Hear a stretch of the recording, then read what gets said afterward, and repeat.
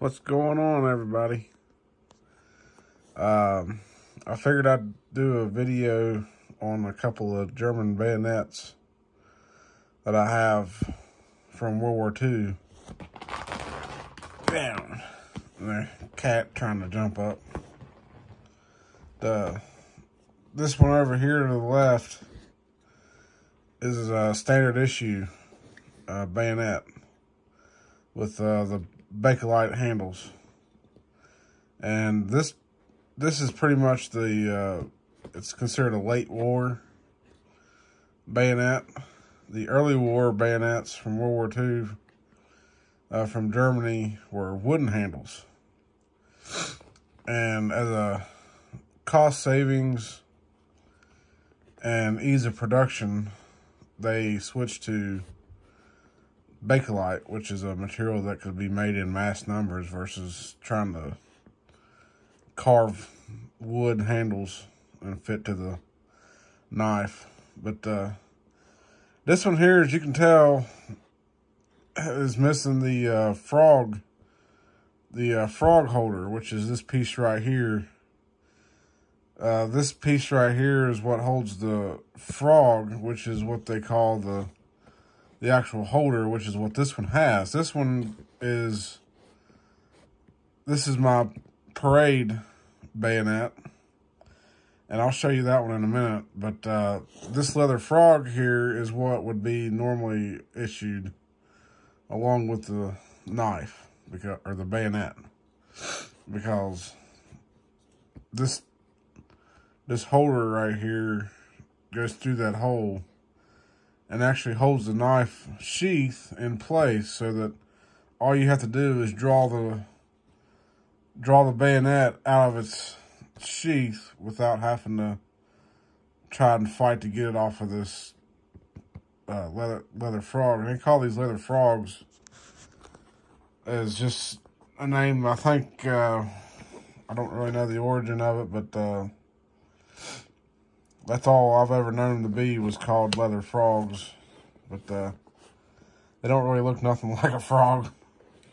But just an interesting little name, I guess. Either we came up with it or somebody from somewhere came up with it. But the standard issue bayonet, these are pretty common. I mean, you got to think they made how many K98 Mausers during World War II, and every Mauser had to have a bayonet. So they had to make as many bayonets as they did rifles, or probably more. But the serial number on this one here happens to be 6284, and you have a letter X stamped in underneath of that, if it's going to come in very good. But this one here, I found this one at a flea market close to where I live. There was an old guy in there that had a bunch of random antique tools that he was selling, and he had a pile of stuff that was antique tool related. I just went in there out of curiosity and just started digging around to see if I could find anything interesting, and I seen this bayonet laying there, and I thought, well, I have a K98 Mauser. I don't have a bayonet. And here's a bayonet for a K98 Mauser. So I thought, well, I might as well go ahead and ask him what he has to have for it. And right there you can see a maker's mark of COF, I believe. Yeah, COF, there it goes. And the date it was made in 1944, which is the same year my K98 Mauser was made. It was also 1944. But it's pretty interesting how the German military, even back then, they usually had maker's marks and serial numbers on just about everything. And the bayonet is also serial numbered to match the sheath. And if I can get this loose here, because there's a spring inside the sheath. Trying to do it one-handed here. know if it's going to let me do it one-handed to get it loose. Nope. I'm going to have to try it. Okay, there we go. Okay, so if you can see if it'll show up or not. 6284, letter X, just like the sheath. So the knife or the bayonet is definitely serial numbered matched to the sheath, which is by today is rather uncommon. A lot of times the sheaths would get mismatched, and because somebody would drop theirs or something would get lost or something, they would just pick up a random sheath to put their bayonet in. But these are, as you can tell, these are pretty long. These are like, these are pretty gnarly blades. Probably, what, about a foot long blade or so. And they have a blood groove down the top of it there. And they have these metal plates in the top of the handle. And this is because as you attach this to the rifle, the barrel is going to be right here. Right where this rounded groove is where the barrel kind of lays. So they did that as a heat shield to protect the plastic Bakelite handles from being melted down from all the heat coming out of the barrel from firing. And the way these attach is it's kind of like a tongue and groove. And the rifle has the matched tongue, and this is the groove, and there's a button that you push. This button you push right here is spring loaded, so what you do is you would align the groove to the tongue on the rifle and then push the button, and it would allow it to slide on down into position until you hear it click.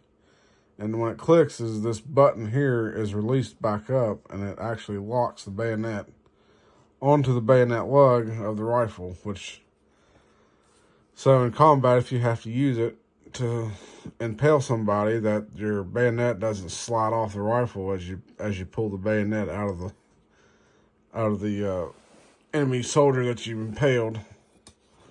But these are they're not terribly hard to find.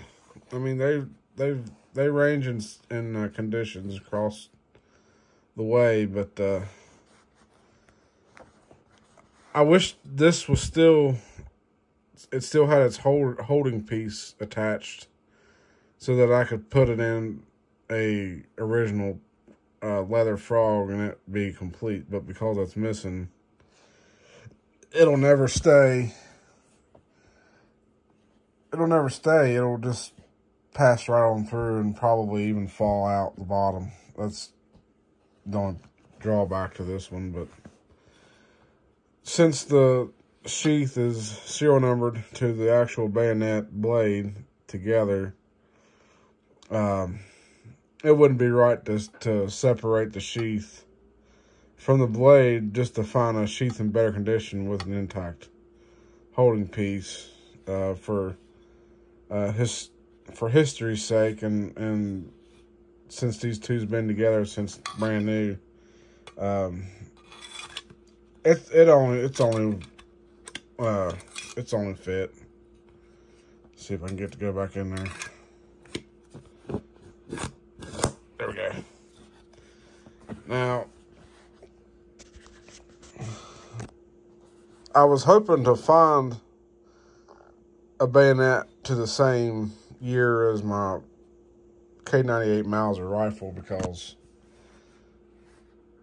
they're usually issued in pairs. So like the rifle and the bayonet are together, and they're usually made about the same time frame. So it's like a set. But anyway, but that's the standard issue bayonet. They're pretty cool piece to have. I'm not exactly a historian or anything. I'm just pretty much saying about what I know about them. But they're digging these up. Even still today on the battlefields of World War II, they'll still be digging up bayonets, and they're not nowhere near the condition even this one's in. And this one here's, I mean, it's definitely been around the block a few times. You can tell it's been through the good and the bad, but it's still here, and it's still in pretty good shape, good usable shape. And it does still actually go onto my K98 Mauser and function just as it should. So I was pretty happy to find that one right there. And being at a flea market of all places, I mean, the guy, I can't remember, I think I gave him $40 for it. He didn't really do much haggling, which I didn't do much haggling either. But those old timers, they usually don't. They're not too sentimental with stuff, so they'll usually let stuff go for pretty cheap anyway, especially at a flea market. And I looked them up online, just thinking if I could find one online to maybe buy and have ordered. I mean, even the standard issue bayonets online, they're going for $150, $200. And I thought, well, shoot, if he's only wanting 40. Yeah, it technically is missing the holding piece, but they're a matched set. The sheath and the blade are matched. So for $40, and it actually completes my rifle. I was happy to give him $40 for it. Okay, so that's the standard issue bayonet. Now we got the increased in rarity bayonet, which is on a leather frog. This leather frog, I don't know if the leather frog is original to the parade bayonet. I would suspect, being a parade piece, that this leather frog would be a lot fancier. It would probably be black instead of brown.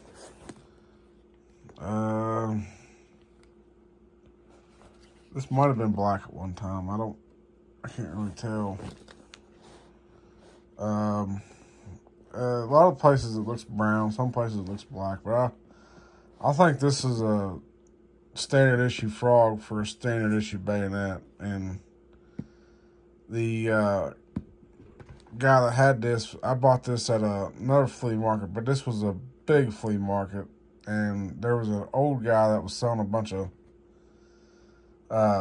antique military stuff, and he might have been a World War II veteran too, and he might have actually got this in Germany when he was in World War II. Just probably happened to take out a soldier who was maybe also part of the parade squad or something like that, and he had it on him, and he's like, "Oh yeah, I'll take that."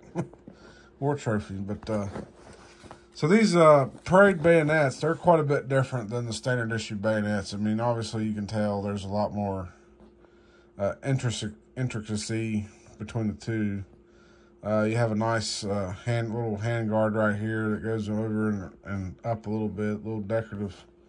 Over the standard issues, just a basic small hand guard. And then you have I think these handles here are also Bakelite, but these are like a crosshatch grip, black Bakelite grip. Let's see if I can get in a little bit closer to it so you can tell. And these, I don't know if that's any kind of a mark of, it might be just a mark of over something probably hit it and nicked it a little bit. But back in the day when these were like new or freshly issued, this would have been like chrome. This would have been like a really shiny chrome. I mean, this was parade. This was made to stand out, look sharp, look the part, and really stand out. So this was chrome. I would imagine this handguard was chrome too at one point. And then you have the nice black Bakelite handle. And these frogs are made to be worn around a belt. like this.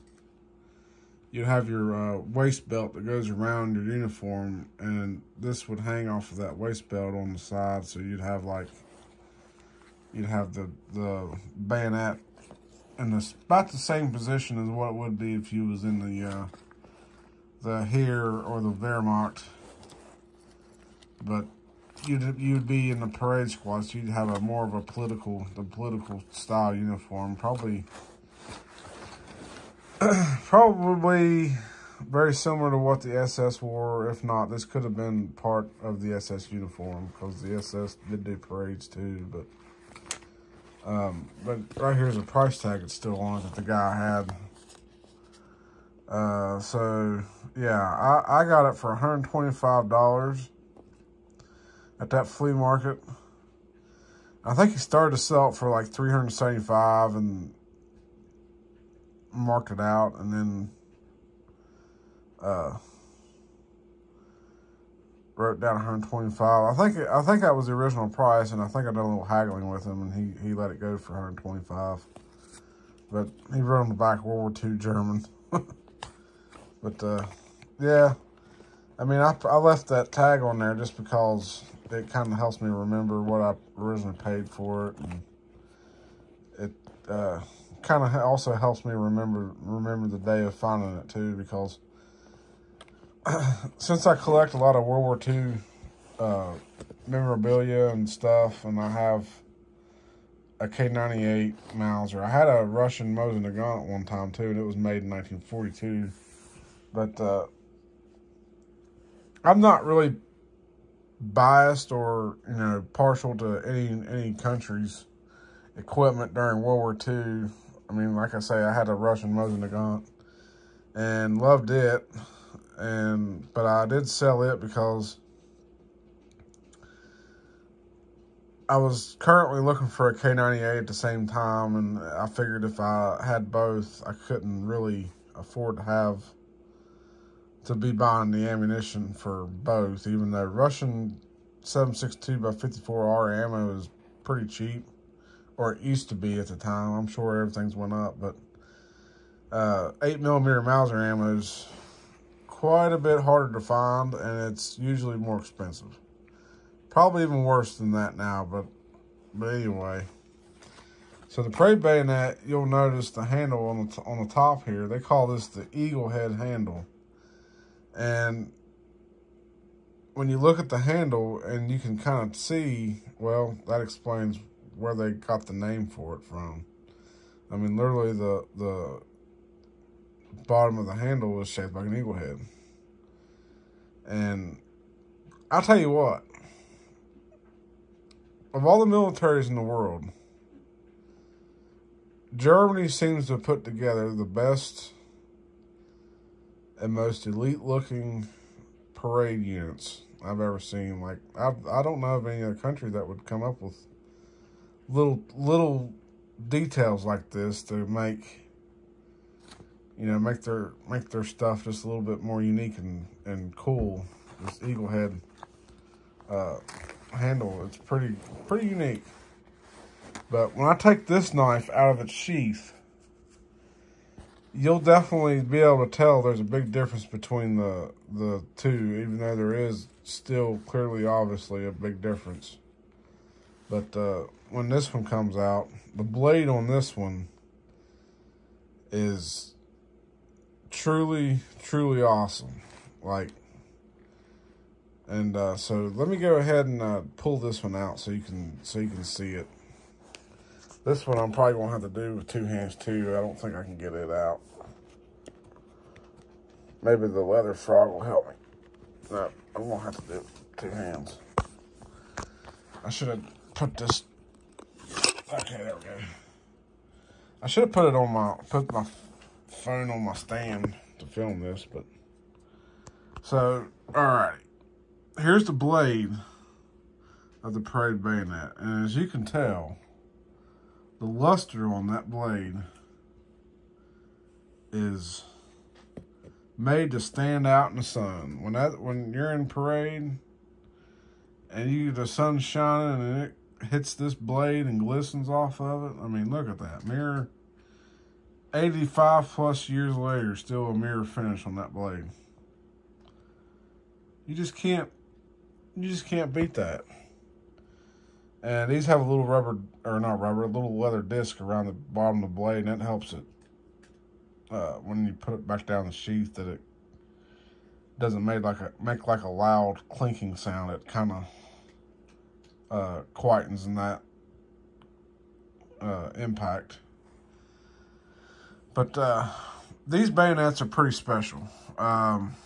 Now, they're not as special as, like, say, SS daggers or SA daggers. Those are like, well, I know 10 years ago when I was looking at trying to find one of those, they were like, originals were like $3,000, and that was 10 years ago.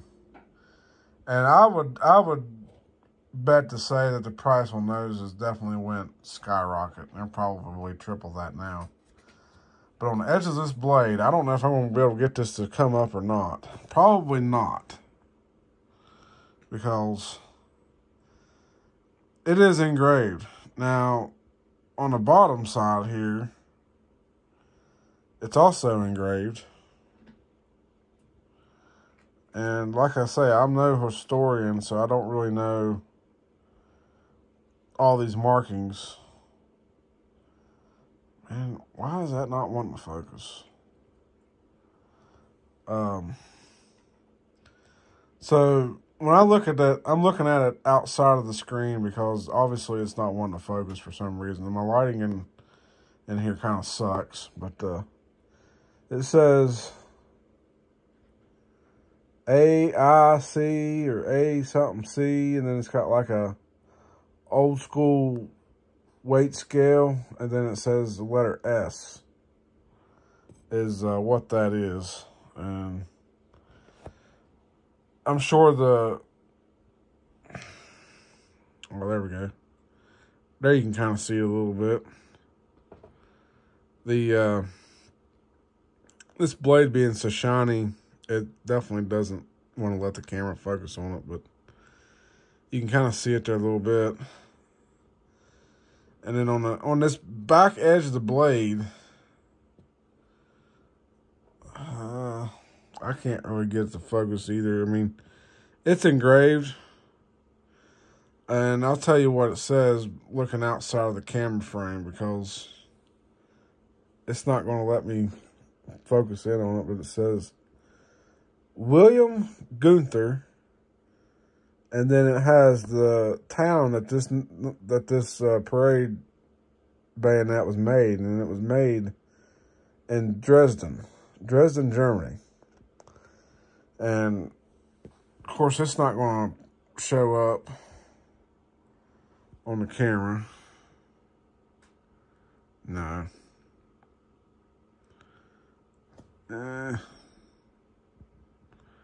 No. But that's what it says. Now, the Gunther, I'm pronouncing it Gunther because it's spelled with G and then U, and the U has the umlauts over top of it, meaning that it is a long pronounced letter in the spelling. So instead of just saying Gunther, which would be the short pronunciation of the U, if I'm correct with German, which I know a little bit, but I don't know enough, probably just enough to get me in trouble in places. That's about it. But I do know that umlauts are used to indicate a long pronounced letter in a word or a name. And so I know Gunther wouldn't be correct, because a regular U, it would be a short U, and Gunther would be the short U pronounced. And with the umlauts, let me double check to make sure it has the umlauts. Yeah, it has the umlauts. So that would be pronounced Gunther, the long U, Gunther. And if anybody in the comments, if anybody does comment on this video, I would definitely like to know any more information about this guy named William Gunther.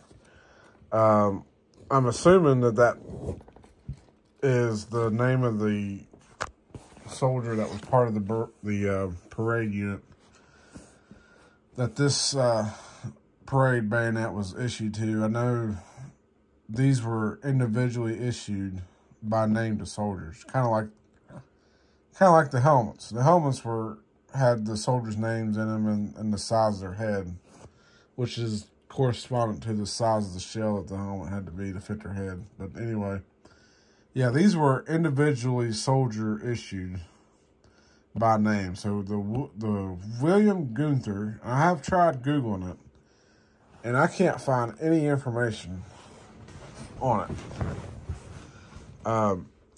William Gunther, I'm only assuming has to be the name of the soldier that was issued this specific bayonet. So I know these videos go out on YouTube and they're seen by people worldwide. So I'm kind of hoping that possibly somebody in Germany that may see this video that may know of William Gunther or may possibly be related to William Gunther or has any more information on the maker's markings on the parade bayonet. Like I said, I'm no historian, so all I know about these is basically what little I've been able to research about them over the years. I mean, I've had these two bayonets for years, but I know this one here is more, if you want to say, special to me because you definitely don't see these coming up every day on the market. You'll see these all day long everywhere, but these ones here you don't hardly see. And I think I got lucky and bought it off of a veteran that served in the war in World War II and brought it home with him as a war trophy. That's my only explanation as to how this one came to be. And these are fantastic. These are nice. These are very nice pieces to have in the collections. And this one here is going to stay with me, as well as this one's going to stay with me too, for as long as I'm alive. And weirdly, these aren't really serial numbered. At least I couldn't find any serial numbers on the parade bayonets. But they do have a name on them, and they have Dresden, Germany. So they're essentially, the blade is a high polished stainless steel blade. I would imagine that's where the shine and luster comes from. Like I said, the hand guard and the end of the blade, like the pommel of the blade, these were probably originally chrome, if I had to guess. But I'm not 100% sure.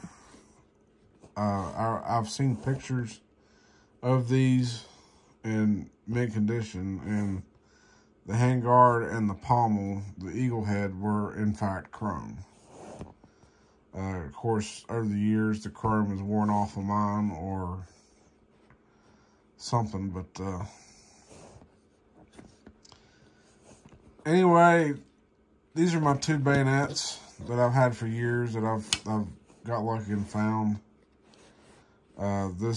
This one I got lucky and it was cheap, like really cheap. Probably way cheaper than it should have been, and $125 for a parade bayonet from Germany during World War II. I imagine that would be next to impossible to find nowadays, if I had to guess, price-wise. So I felt like that was too good of a deal to pass up when I found it. So I knew I had to jump on it. And these are my two bayonets. Like I said, if somebody comments on this video, hopefully somebody from Germany will chime in that will be able to give me more information on the parade bayonet, even if that's even what it's called, as a parade bayonet. But I know that the way this thing is, it's too nice to be a standard issue bayonet. It would almost have to be a parade bayonet. And also, on the parade bayonets, if you notice, the groove for the bayonet logo on the rifle is similar to the one on the standard issue bayonet.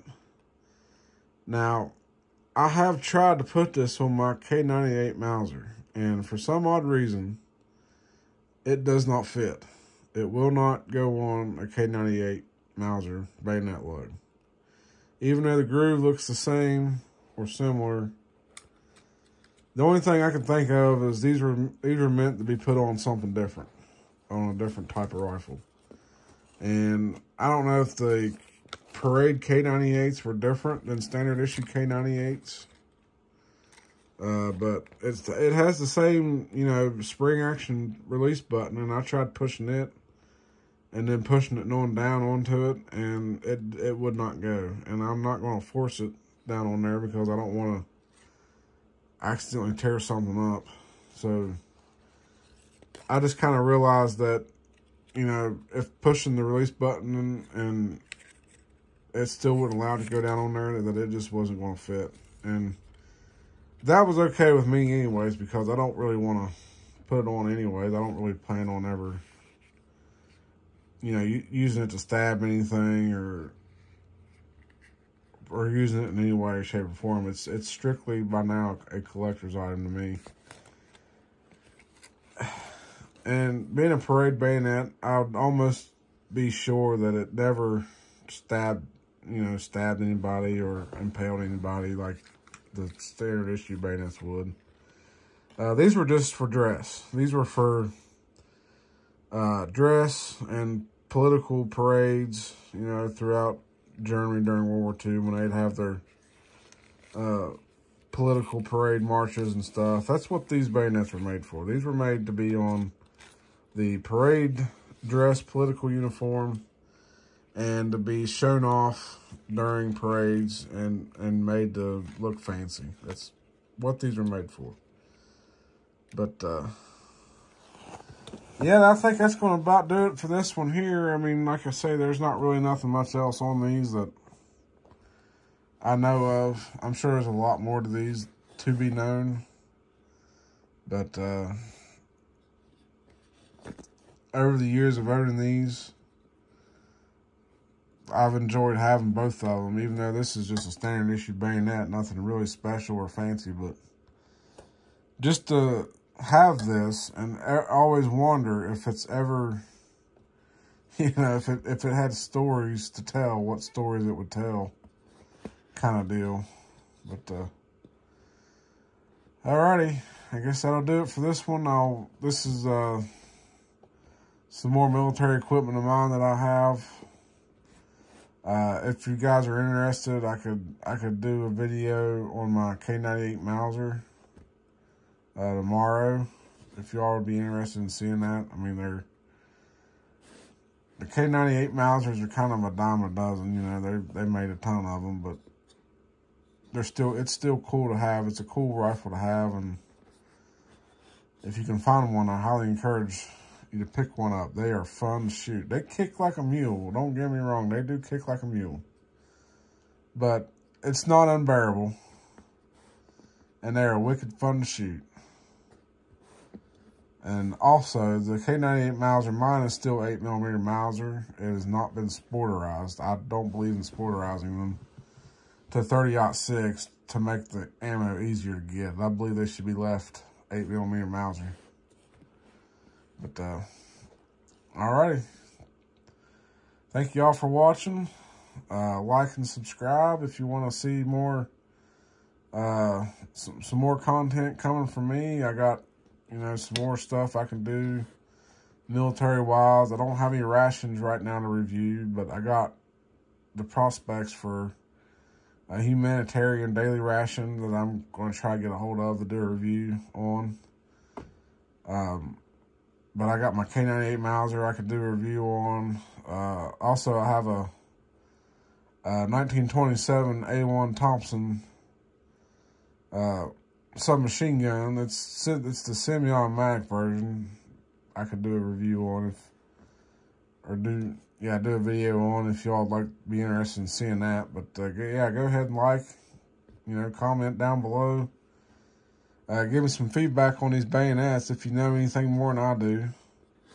Especially if you happen to watch this and you're from Germany and probably know a lot about these, especially this parade bayonet. I'm dying to know the backstory of that William Gunther person and some more backstory on the knife itself.